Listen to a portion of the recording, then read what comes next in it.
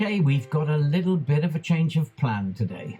We're going to do a follow-up to the last video because I had a lot of comments in the last video that were talking about things that I missed. And I want to talk about those things that I missed, and I want to talk about why I missed them. And then in the final part of the video, I'm going to talk about something really important, the big one that I missed out. And I'm going to give you the reasons why I missed it out, what my plan is, and how that relates to the hidden assassin. Let's go and find out what I'm talking about.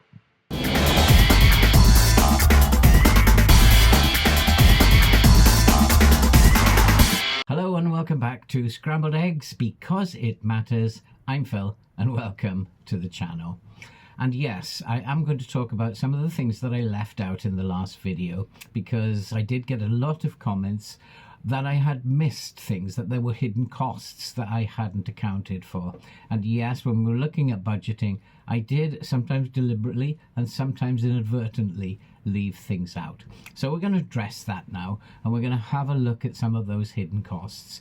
Things that from a personal point of view are probably going to cost a lot less than some of you. For example, beer. I know people like to have a beer, but it's not something that's part of my agenda. I'm not going there to party. I know what the cost of a beer is, and when I have traveled to Cebu, I was paying anywhere between 70 to 100 pesos for a bottle of beer.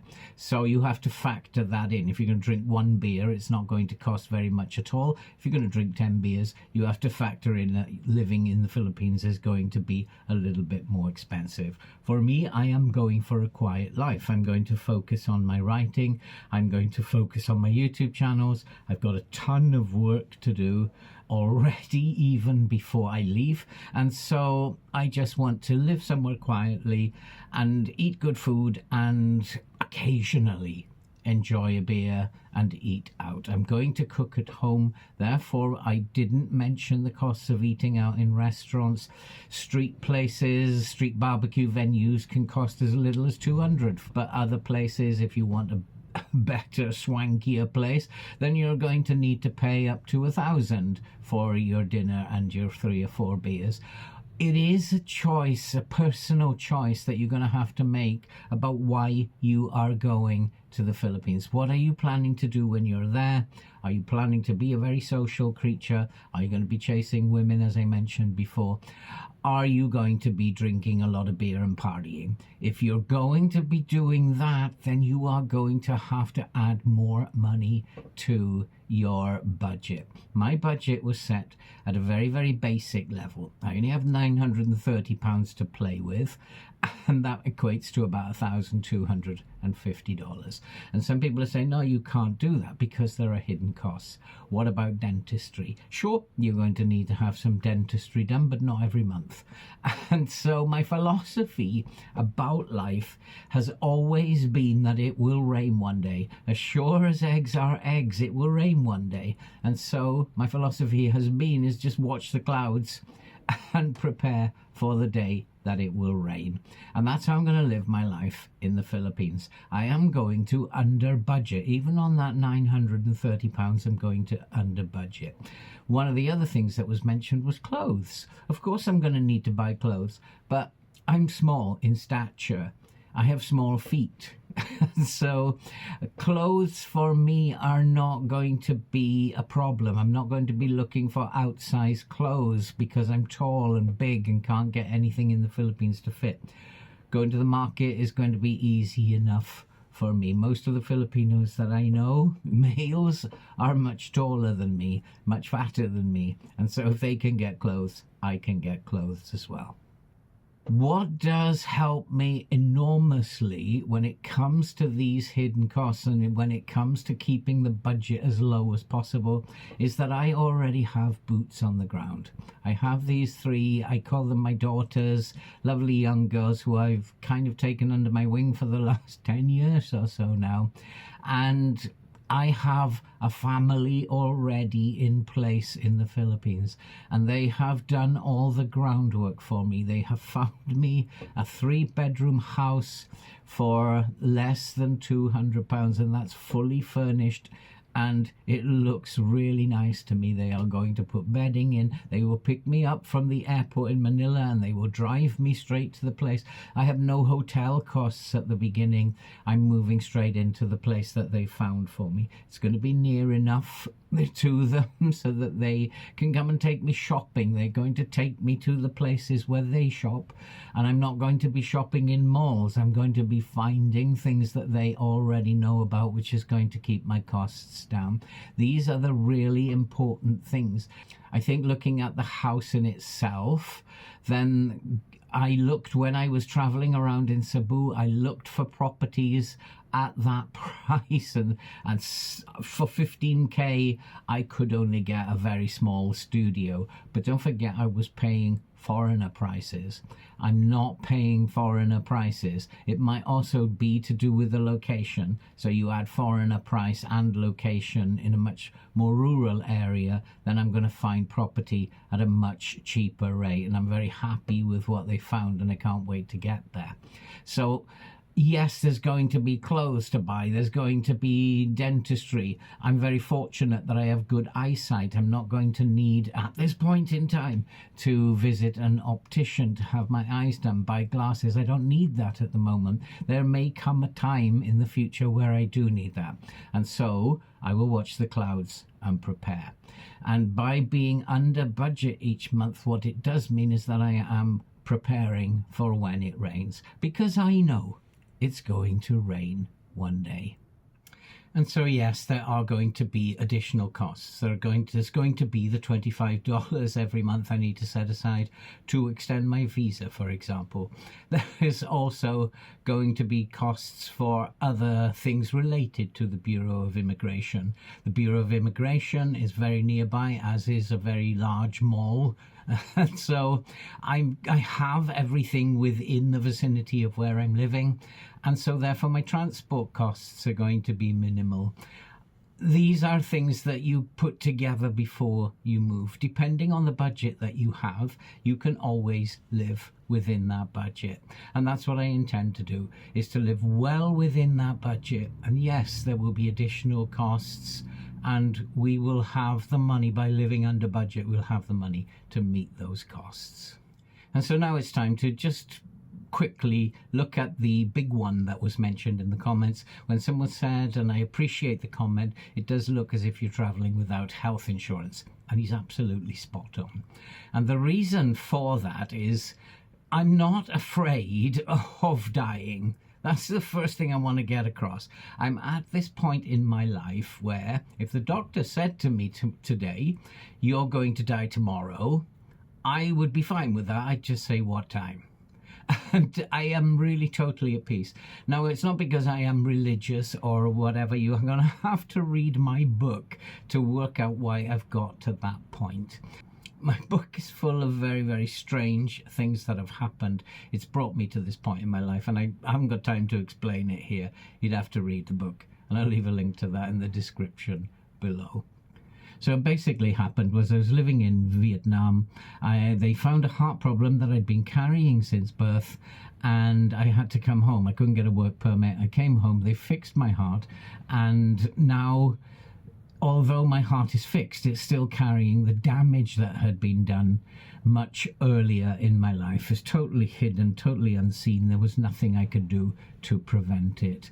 The surgeon who fixed me, he said to me that I've just put 18 to 20 years on your life. Fantastic, I thought at the time, but I've already used 2 of those, so we're now down to 16 to 18 years.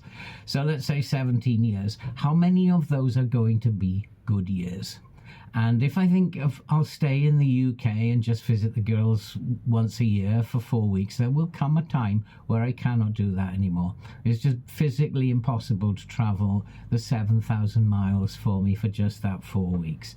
So then I will have very limited contact, just online contact with the girls. The biggest problem I will face at that time is that if I die here in the UK, then the girls will not know. Nobody will know here. I live alone, and nobody will know here until the smell gets too bad. And the girls will possibly never know what happened, because nobody's going to contact them and tell them that X, Y, or Z has happened and he's unfortunately passed away. They just won't know. The only clue they'll have is that I haven't contacted them in forever. And so they will assume, okay, he must have died at that point. But I don't want that to happen. And so what I've done is I've made a deal with the hidden assassin. I know that one day it will take me. So what I've said is, okay, I'm not afraid of that. Give me 5 or 6 or 7 or 8 years, and then I will trade with you the rest of my life. And that's basically the deal I have done with the hidden assassin. I have no intention of being revived, even if I was in the UK. I do not want to go through any of that nonsense again. And so, as I said, if the doctor said you're going to die tomorrow, I'm just going to say what time. And I'm going to be perfectly at peace with that. But I do want to be surrounded by people I love and people who care about me when that time arrives. That's not going to happen in the UK. What I am afraid of is pain.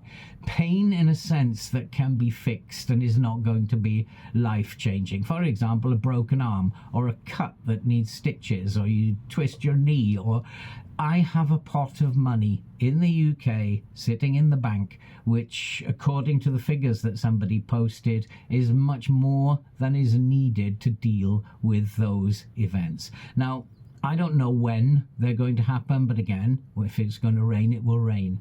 So what I have done is make plans. Okay, so I will live under budget. That budget will sit there until it rains, and if I break my arm, I will have the money to fix that. I will then need to replenish the pot till I get to a point where I'm comfortable again to know that if I then twist my ankle or cut my head or whatever it happens that I do, that I have the money to deal with that. Of course, I cannot guarantee that we're not going to have 1 a week for 3 weeks. Then it might be a little bit of a problem. But since I'm going to live my life very carefully, then I'm anticipating that, and I've been, apart from my heart, very healthy, and I've taken care of myself. So hopefully we're not going to break too many bones or cut myself too often and use up that pot unnecessarily. So that is the main problem with me leaving, is that I will have no health insurance. All I am going to do is replenish that pot and keep that in a state that anything that happens, I will be able to deal with it. What that means is that if I save enough money, if I don't spend the surplus in the first year, that pot just builds up to the point where I have extra money after a year that I can do then a little bit of traveling with that extra money, because the pot remains intact and I'm not actually touching it. So we have a pot of money that I cannot touch unless there is a medical emergency, and then we use what's surplus to that pot of money, if you like, to travel and do other fun stuff that I will be able to do after the first year. So I don't know if that made any sense, but I have considered healthcare. I do need medication. I factored that in as well. So if you also will need medication, medications are not cheap. You'll need to factor in $100 if you're taking regular medication. And I've already checked the prices out. It's well within my reach. I just need a doctor to give me a script and I can get those from the pharmacy. So all that has been checked out. Everything is in place in terms of the immediate healthcare. I just have to hope that all my injuries and cuts and bruises and stuff don't come all at once. If they do, then I'm kind of stuck. But I'm not afraid of actually dying. I'm afraid of pain where things are not life-threatening and can be rectified quite easily. So all in all, it really is about individual lifestyle and what you want to achieve, what you want to do if you are going to move abroad. And it doesn't matter where you are going to move abroad, you have to budget for it and you have to do the research. And what I said in the last video, go and visit there 3 or 4 times for 4 weeks before you even make a decision that you're going. It's very, very important. You'll meet people, you be kind, be humble, and all that kindness and humility will come back to you. They will then be in a position to help you when you move. Trust me, kind actions in the Far East come back to you tenfold. And I think I'm going to wrap up the cost of living here, because you can live on $1,000. If you want to do more than have a very basic life, then you're going to need another $1,000 on top of that. It just really depends on what you want to do when you arrive at the other end. For me, just a very simple life. Just so that I can, when the time does come, that I will be surrounded by my loved ones, people who care for me, my family as such, and it will be a happy ending rather than a sad ending. And so that's it for this video. We're going to leave that rather somber ending to the video. And next time when we come back, we are going to look at the list of things that I've had to go through. Some things did go wrong. Some things I've abandoned for now because there's always a chance it could go wrong. And other things have gone very smoothly. And I will take you through that list next time. If you are following behind me, if you are thinking, I really want to get out, I really want to go somewhere and have a different life, I'm going to just go through the list of stuff that you will need to do before you leave. Things that I have to do. And so that's it for this video. This has been Scrambled Eggs Because It Matters. I'm Phil. Thanks for watching. Be safe, stay strong, and we'll see you in the next video.